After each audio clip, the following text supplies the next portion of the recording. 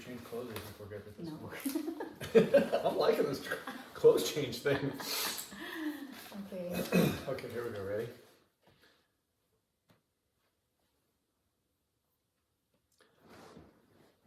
Good afternoon, everyone. It's Kevin Skeens here with another TCF Try Love podcast here with Nancy Nystrom. Hi, Kevin. How was your morning? Oh, my morning's been wonderful, and I'm just so thankful to be here in the presence of the founder of Casa Hogar, Los Angelitos in Manzanillo, Mexico. Wow. So one of the things we talked about in the last podcast, we were talking about the Ballet Folklorico and how Right. that program you think has been maybe the #1 program that you guys offer to help transform lives and keep kids off of the streets and out of bad influence. It keeps them off the streets. It keeps them.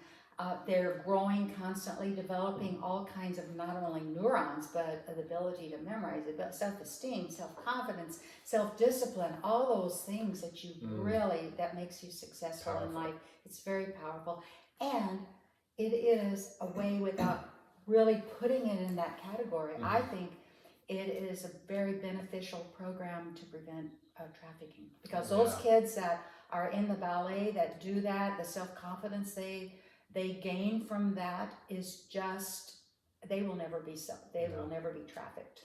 Yeah, no, that's amazing. You know, like you said earlier, the way that they carry themselves, right there, that's a deterrent in so many ways. It's been a battle. It's been a battle trying to do that, but boy, it's been so successful. There have been a lot of people who have said, "Oh, you can't do it. Don't waste the money. Why are you doing that?"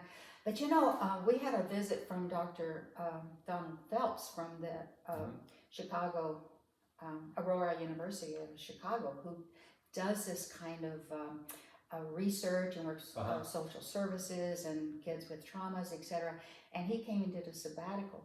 He literally helped to change the minds of people. I was doing all of these things and fighting people who said, "You shouldn't be doing it. Why are you doing that?" And he came and did a sabbatical. And in the end, he said, "What you are doing is worth more than 12 counselors on your staff full-time working with these kids. You are truly changing their lives and changing the neurons." He gave all the scientific stuff behind it, and he talked to some of the main movers and shakers there of our, my supporters, and totally changed the whole concept. Well, we do have an upcoming podcast where we will talk about the neuroscience that's involved, but I want to go now into kind of a spin-off of something I asked you in the last podcast about goals for the folkloric dance program, and we kind of started talking about CALA. So will you please tell us what CALA stands for and what's going on with that? Well, CALA is another brainstorm that the idea being to develop an area where we can develop cultural education. The name, it stands for Centro de Artes de Los Angelitos. Los Angelitos, picking up the Casa Hogar Los Angelitos because it's kind of an extension of our program. But it's more geared towards the community and towards a region, or actually the world, because we're hoping to bring people in from other countries to study.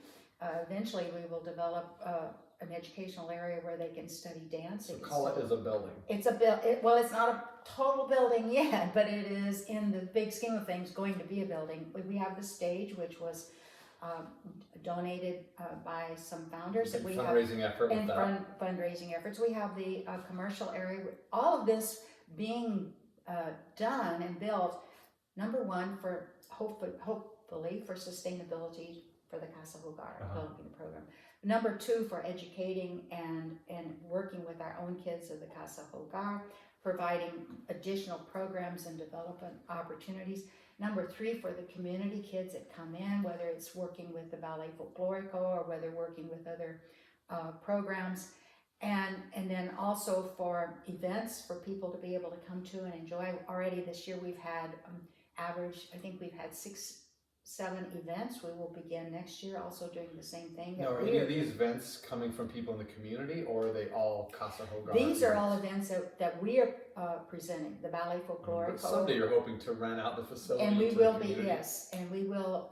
We hope to be able to do that, and all of this is kind of an income producing as well as providing so it almost culture sounds for the community. like a conference center almost. It's a conference and cultural and education center, literally.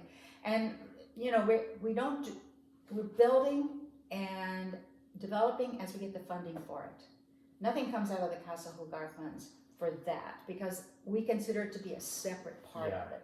And so we look for people that maybe have an interest in that type of thing and hope would like to be able to see this developed and understand the concept of not only sustainability and income coming in from that kind of thing, but what it can do to a community. Well, what can it do to a community? Like, Oh, how my do you see goodness. that impacting the community? When you have a place where kids can go, young people or even adults can go and study, our idea is not to charge a lot of money and maybe even do it in a different way and to provide some things that are no cost, but while at the same time generating funds that will help. I see cultural events coming in. When you Manzanillo has been, I love Manzanillo, but it's been a little bit of a desert when you're talking about culture and events and I mean, it things really like feels that. like Mexico 20 years ago, still in Manzanillo. Yeah, it does. Which, that's part of It's the charm. beauty, the charm of and it's a beautiful, beautiful place.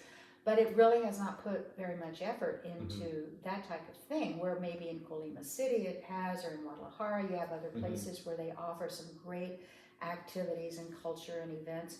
Manzanillo is a port town, and so it is concentrated on the port and business, which, while the positive is, it's very positive that, the business there, and it's a big port, and they do a great business, it also generates more prostitution and more problems. So in offsetting and the opportunity for trafficking, both drugs and otherwise. But so in offsetting, the hope is that we can be kind of like an oasis, in the desert. Yeah. And it's already starting to do that. And people are amazed. We do a Christmas pageant now. This will be our 4th year this coming December. And the first year we did it, people were in awe. They said, we didn't have any idea. Wow.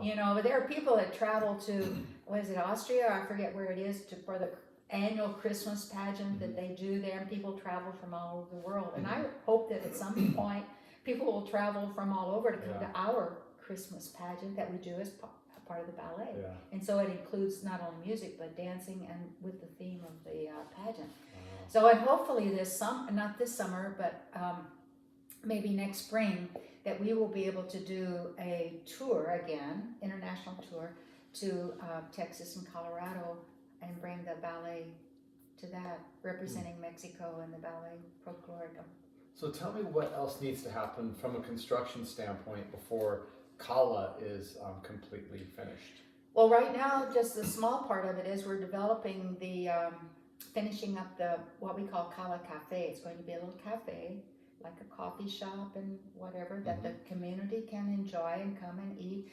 But it'll also be a place that we can cater our events from, and it will be a place where we can show art, and we can use as a training program for some of our kids in their leadership development and in working in this type of thing. So, and then from there, we're going to develop the other 2 spaces. We want to build dormitories above that area, and then we're going to do another area that will be our education area, where we will be able to hold different classes and languages and dance and training, whatever that we decide to be able to offer to people. Then we will do dormitories above there, so that when you guys come, for example, you'll be able to stay there, and that will help us to generate money. Well, what about, is the facility going to be completely covered right now? There's a stage with kind of a partial cover. Eventually, we will cover the entire facility. Right now, it's uncovered. The stage is covered. The stage is there, but we need funding to be able to complete the roof and the sides, and just complete the building basically. Right. Is Then what you're it dealing is. with air conditioning and Sound systems, and things like that. I think we're probably looking, which seems like a lot, and it is. We're probably looking at about $1.2 million, $1.3 million to complete that part of it. How much has been put into it so far? So far, we have put in probably close to 350,000. Okay. When do you expect the cafe portion to be? We're doing the ready to tile go? right now. We're putting the floor tile in, and the glass and the aluminum for the doors and the windows. and we're doing the bathrooms. So I'll be headed back down there June 22nd with some people that are going to take a look at the Casa Hogar, as well as maybe some other things. And hopefully by the end of June, hopefully we'll at least, and we have tables. Remember when Ballistic came and they did that? That was one of the projects, to paint the tables. Yeah, that was wasn't that a fun project? So that should be finished sometime in late June, that part, and then we just have to get the doors open, get some of the other things maybe, So when it comes to building a facility like this, I know in the United States it's kind of tough because you have to get permits for everything. Everything needs to be inspected. Yeah. Are you guys going through that process? Yeah. And what is it like to work with the city of Manzanillo in that regard? Well, yes, we have to do that also in Mexico. I mean, some people may do it the other way, but everything we do, everything I do, is by by the law, because I don't want any problems later. Do they give you problems? Has it been? What's that process been like working with the? It's yes and no. Pretty much. And I work with an architect, Manuel Medina, who has helped us from the very beginning with the Casa Hogar and the construction and the remodeling and the different things that he's done. And so he will be the one working to get the permits and doing that kind of thing. I try to keep my face out of it, because it just works better to have a Mexican go in and ask for that kind of thing. Yeah, I could see how that would be smoother. Yeah, for whatever reason. Yeah. Has it been difficult to raise money outside of the budget and just the basic needs of the children at Casa Hogar? Is it difficult to fundraise for a facility like this? Because I'm sure there's people that, you don't need a facility like that. What's that been like? It's difficult.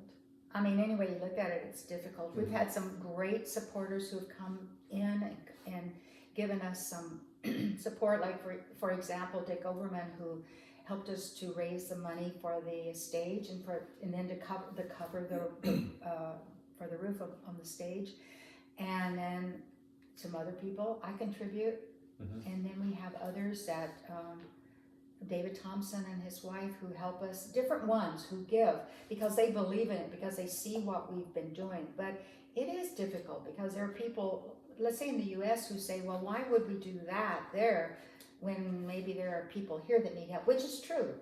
So you have to do what you believe in. And I think a lot of people just feel also, well, why are you doing that?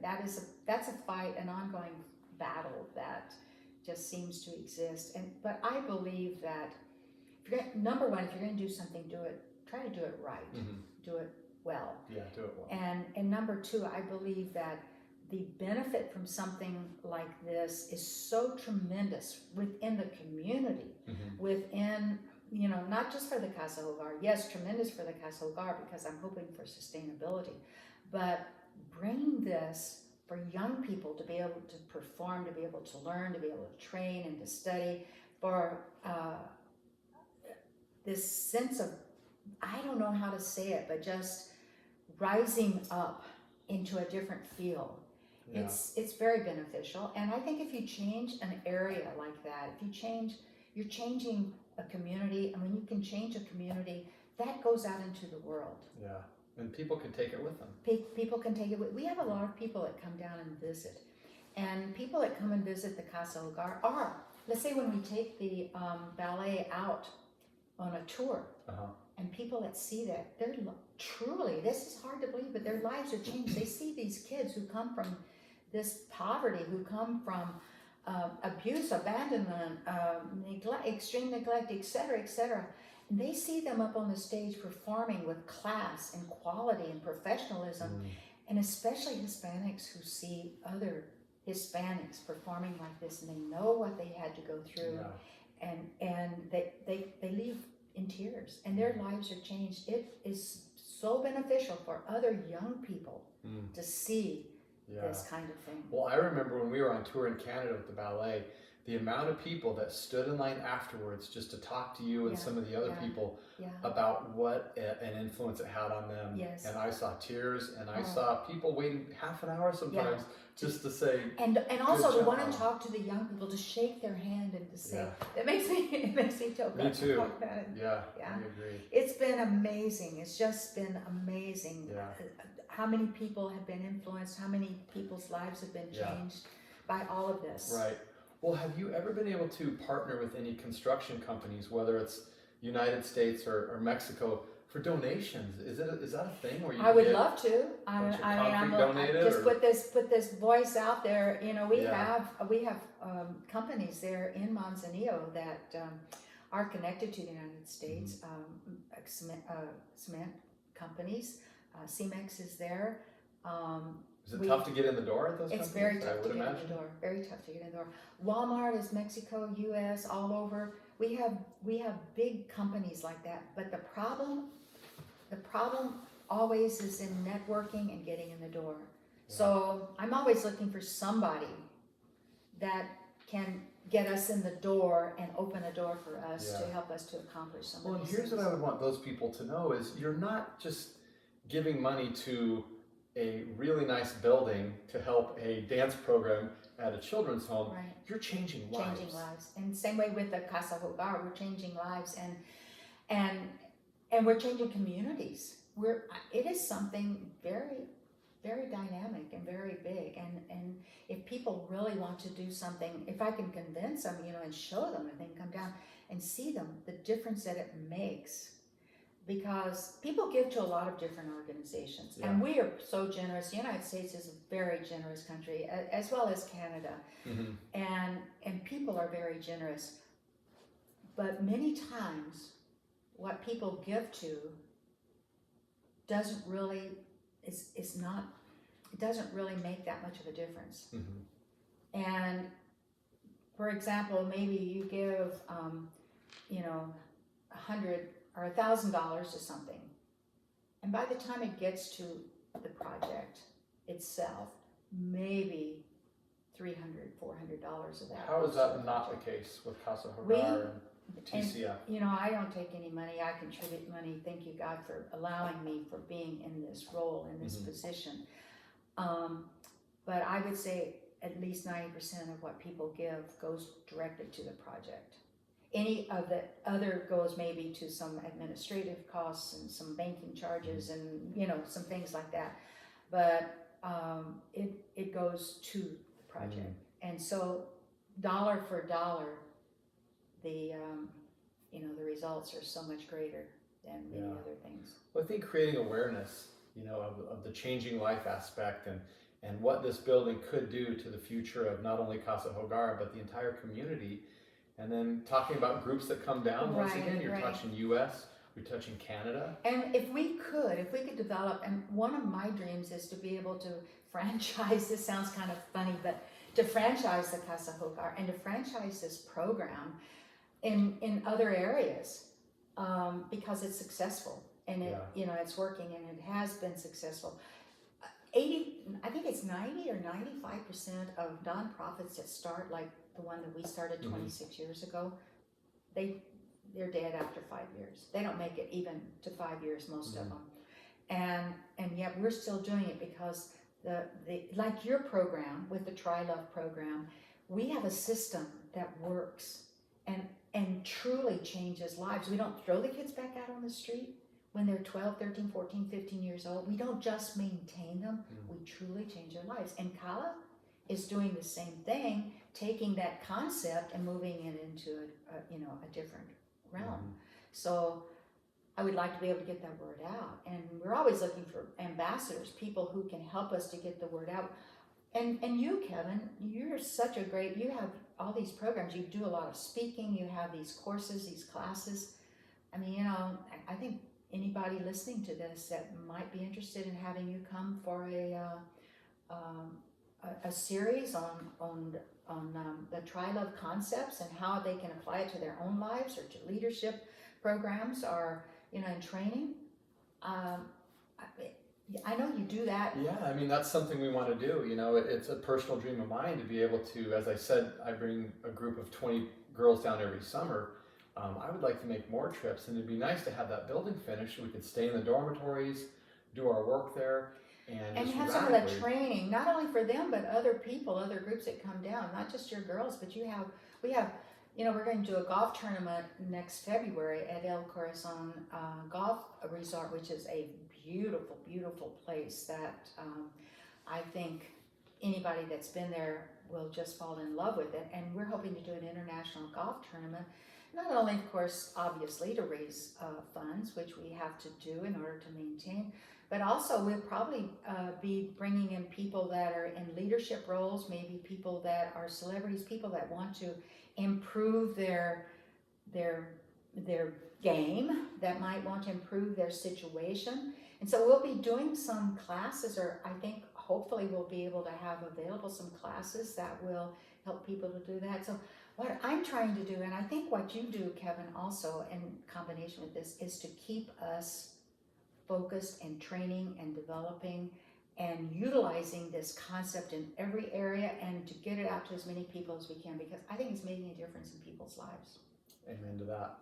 Well, Nancy, that's it for this Oh, it's podcast. over I know already? this time goes so Oh my fast, gosh. but really good stuff, and we'll look forward to talking soon. And I think in the next podcast, maybe we can touch a little bit more on some of the training and some of the goals in the program, you know, that make up the details of how these lives are being impacted. Okay, that sounds great. Okay, thank you. Boom. I feel like if